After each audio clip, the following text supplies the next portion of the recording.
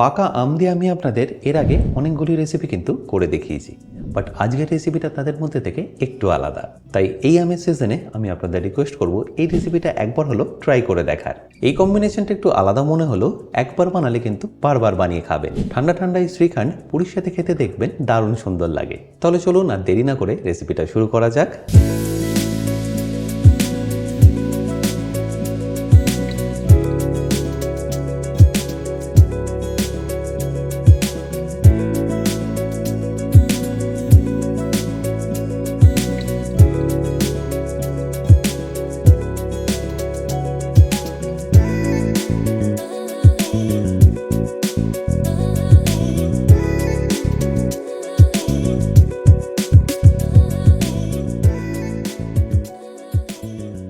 By the way, আমি chef Atanu, আপনারা দেখছেন অতনু রান্নাঘর। আর আজকে আমাদের রেসিপি ম্যাঙ্গো শ্রীখণ্ড বা আম শ্রীখণ্ড, তার সাথে পুরি। তাহলে ম্যাঙ্গো শ্রীখণ্ড বা আম শ্রীখণ্ড বানানোর জন্য সর্বপ্রথম আপনাদের টক দই থেকে জলটা ঝরিয়ে নিতে হবে। তার জন্য আমি এখানে একটা বোল নিয়ে তার উপরে একটা ছাঁকনি নিয়ে নিয়েছি, আর তার উপরে নিয়ে নিচ্ছি আমি এখানে একটা মাসলিন ক্লথ।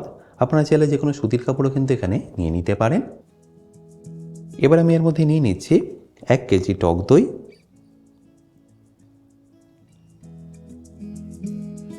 চেষ্টা করবেন মিষ্টির দোকানে যে টক দইটা হয় সেই টক দইটাই নিয়ে নেওয়ার, তাতে কিন্তু জলের পরিমাণটা একটু কমই থাকে। ব্যাস এবার এটাকে এইভাবে মুড়ে নিন আর রেখে দিন 3 থেকে 4 ঘন্টার জন্য, যাতে জলটা একদম পারফেক্টলি ঝরে যায়।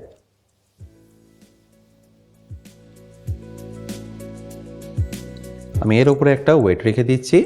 আর এই প্রসেসটা হওয়ার সময় দইটাকে কিন্তু আপনারা অবশ্যই ফ্রিজে রেখে দেবেন, নাহলে কিন্তু এটা খারাপ হয়ে যাওয়ার একটা সম্ভাবনা থাকবে। আপনারা চাইলে ওভারনাইট রেখে দিতে পারেন। দইতে যত কম জল থাকবে টেস্ট কিন্তু দেখবেন ততটাই ভালো আসবে। আচ্ছা, এবার এখানে আমি 1 কেজি দইয়ের জন্য নিয়ে নিয়েছি 1 কেজি পাকা আম, যার খোলাটাকে আমি প্রথমেই ভালো করে ছাড়িয়ে নিচ্ছি।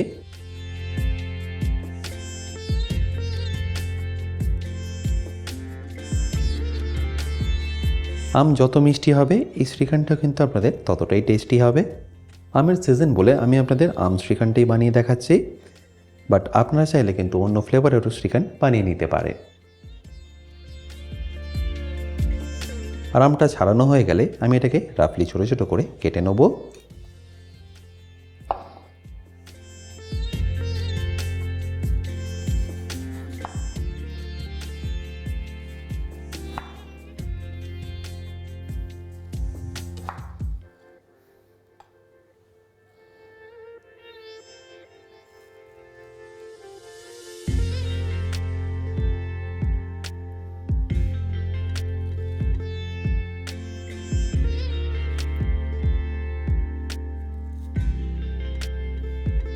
আর রাফলি এই কারণেই কেটে নিচ্ছি কারণ বেসিক্যালি এটাকে আমি পেস্টই করব।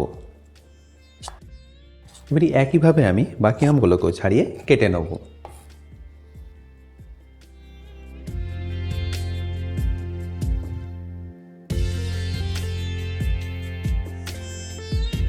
আচ্ছা, এখানে বলে রাখি, আপনারা যারা এখনও আমার অতনু রান্নাঘরের অ্যাডভান্স কুকিং কোর্সটা নেননি, তারা নিয়ে নিতে পারেন আমার নিজস্ব ওয়েবসাইট www.otonurannakar.com থেকে। এই কোর্সটা মেনলি রেস্টুরেন্ট স্টাইল খাবারের ওপর। রেস্টুরেন্টে কি গ্রেভি বা কী সস বানিয়ে রাখে, যার জন্য আপনাদের 10 থেকে 15 মিনিটের মধ্যেই এই খাবারটা পরিবেশন করতে পারে, সেই সব কিছু আমি শিখেছি এই অ্যাডভান্স কুকিং কোর্সে। এই কোর্সের লিঙ্ক আমি যদিও ডিসক্রিপশান বক্সে দিয়ে রেখেছি, তাও বলে রাখি, কিন্তু যদি আপনাদের কোনো রকম অসুবিধা হয় আমার সাথে এই হেল্পলাইনে যোগাযোগ করতে পারেন।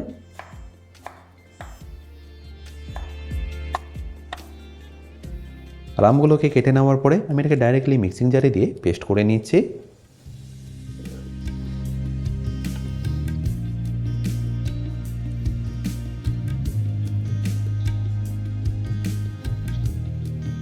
আর পেস্ট করার সময় কোনোভাবেই কিন্তু আপনার এর মধ্যে কোনো রকম জল ব্যবহার করবেন না।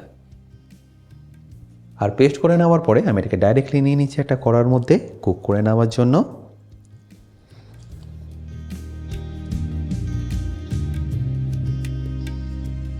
আর এই পাল্পের সাথে আমি এখানে অ্যাড করে দিচ্ছি 200 গ্রাম চিনি। আর চিনিটা দেওয়ার পরে গ্যাসটাকে অন করে আমি এটাকে কুক করে নেব। আম যদি দেখেন খুব বেশি মিষ্টি হয় সেক্ষেত্রে কিন্তু আপনাদের চিনিটা একটু কম ব্যবহার করলেও চলবে। আর ম্যাঙ্গো শ্রীখণ্ড যখনই বানাবেন চেষ্টা করবেন এইভাবে কুক করিয়ে বানিয়ে নেওয়ার, তাহলে দেখবেন শ্রীখণ্ডের টেস্টটাও প্রপার হবে আর শ্রীখণ্ডটা থেকে পরে জলটাও ছাড়বে না। মোটামুটি এইভাবে এটাকে আপনাদের কুক করে নিতে হবে যতক্ষণ না আমের ময়েশ্চারটা অনেকটা কমে আসছে। মোটামুটি 1 থেকে 1.5 মিনিটের মধ্যেই দেখবেন এটা কিন্তু ফোটা শুরু করবে। আর এইভাবে ফোটা শুরু করলেই ফ্লেমটা আপনারা লো করে দেবেন আর লো করে দিয়ে ভালো করে এইভাবে মেশাতে থাকবেন। এই যে ধোঁয়াটা উঠছে এটা দিয়ে কিন্তু বুঝে নিতে হবে আমের যে ময়েশ্চারটা আছে সেটা কিন্তু বেরিয়ে যাচ্ছে। আর এইভাবে আপনাদের কুক করে নিতে হবে আরও 5 থেকে 6 মিনিটের জন্য। আশা করি নিশ্চয়ই দেখতে পাচ্ছেন আগের থেকে কিন্তু এটা কোয়ান্টিটিতে অনেকটাই কমে গেছে আর ময়েশ্চারটা দেখুন এখানে কিন্তু অনেকটাই বেরিয়ে গেছে। ব্যাস এবার এটাকে আমি বন্ধ করে ঠান্ডা করে নেব। আচ্ছা, এই স্টেজে আমি এখানে দিয়ে দেবো অল্প একটু স্যাফরান ফ্লেভারের জন্য আর তারই সাথে সামান্য একটু এলাচ গুঁড়ো।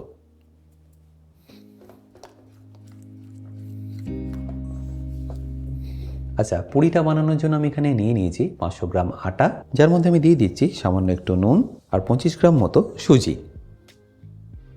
এবার এই সব ড্রাই ইনগ্রিডিয়েন্টসগুলোকে একবার ভালো করে মিশিয়ে নিয়ে অল্প অল্প করে জল দিয়ে আমি এটাকে ভালো করে মেখে নেব।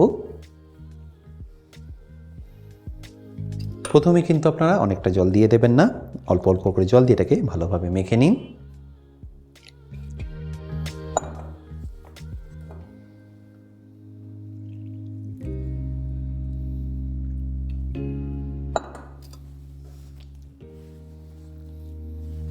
আপনারা যদি আটার জায়গায় ময়দা ব্যবহার করতে চান তাহলে সেটাও করতে পারেন, বাট পুরি বানানোর জন্য আমি আপনাদের আটাটাই রেকমেন্ড করব।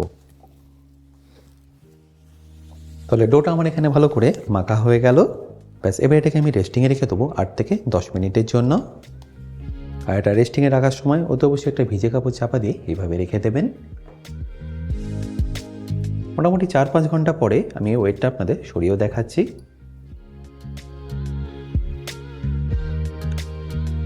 দেখুন জলটা এখানে কিন্তু একদম ঝরে গেছে। এবার এটাকে ডাইরেক্টলি আমি নিয়ে নিচ্ছি একটা বোলের মধ্যে। আর এই জলটা কিন্তু আপনারা ফেলবেন না, যে কোনো তরি তরকারিতে এটা আপনারা ইজিলি ব্যবহার করতে পারেন। আচ্ছা, এবার এই জল ঝরানো টক দইটাকে আপনাদের ভালো করে এইভাবে হুইক্স করে নিতে হবে।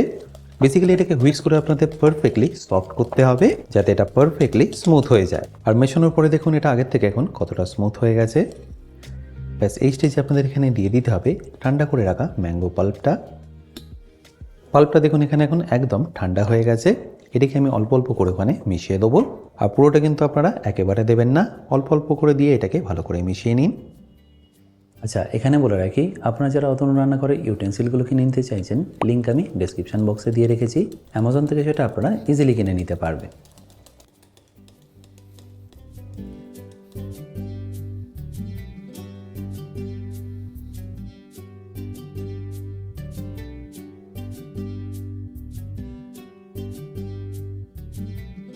যেহেতু দইটা গাঢ় আছে সেজন্য দেখুন এখানে পুরো আমের পাল্পটাকে আপনারা ভালো করে মেশাতে পারছেন।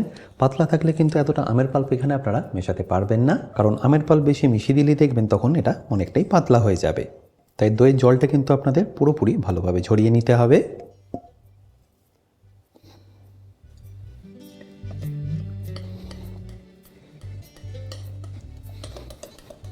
আর ভালো করে মেশানো হয়ে গেলে এবার এটাকে আপনারা সেট করার জন্য একটা বোলের মধ্যে ট্রান্সফার করে নিন। আর তার আগে এই টেক্সচারটা দেখে নিন। আর ফাইনালি এর মধ্যে আমি দিয়ে দিচ্ছি অল্প একটু নাটস, বাট এটা যদিও অপশনাল, আপনারা চাইলে নাও দিতে পারেন।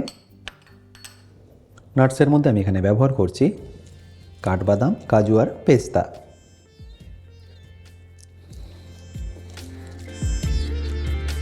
ব্যাস এবার এটাকে ফাইনালি আমি মিশিয়ে নিয়ে বোলের মধ্যে সেট করে ফ্রিজে রেখে দেবো সেট হওয়ার জন্য। তাহলে নিশ্চয়ই দেখতে পেলেন রেসিপিটা বানানো কতটা সিম্পল।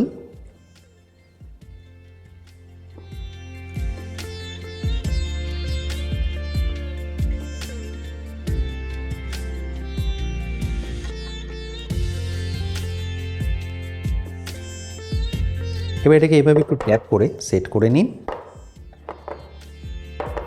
তারপর গার্নিশের জন্য আমি এখানে অল্প একটু পেস্তাও ছড়িয়ে দিয়েছি আর তার সাথে কাঠবাদাম।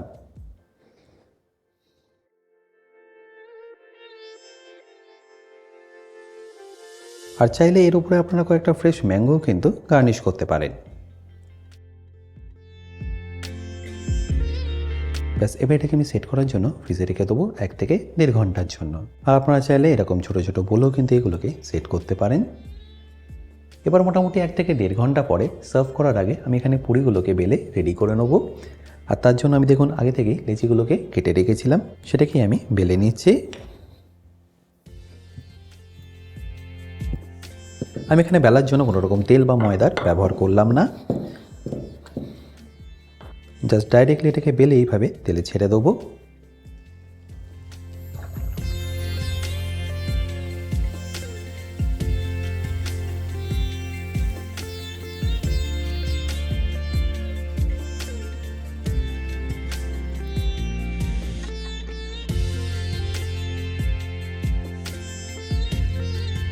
এরকম গরম গরম পুরির সাথে ঠান্ডা ঠান্ডা শ্রীখণ্ড খেতে দেখবেন দারুণ সুন্দর লাগবে। এবারে একইভাবে আমি বাকিগুলোকেও রেডি করে নিচ্ছি।